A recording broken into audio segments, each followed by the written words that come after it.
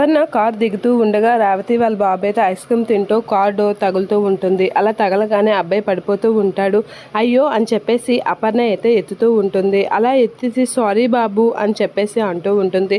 Sorry చెప్తే సరిపోతుందా అని చెప్పేసి అనేసరికి ఆ ఐస్ క్రీమ్ నాకు తిరిగి వస్తుందా అని అంటే, అయితే మరి నేను ఇప్పుడు ఏం చేయాలి అని అడుగుతూ ఉంటుంది అపర్ణ.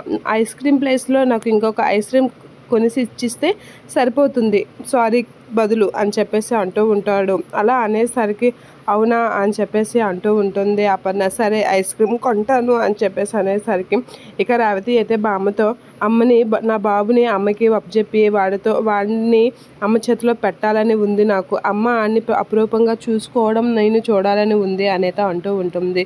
ఇక అపర్ణ అయితే బాబుని చూసి మురిసిపోతూ ఉంటుంది. ఇక రాజ్ కావ్య అక్కడికి వస్తూ ఉంటారు రేవతి వాళ్ళ ఇంటికి.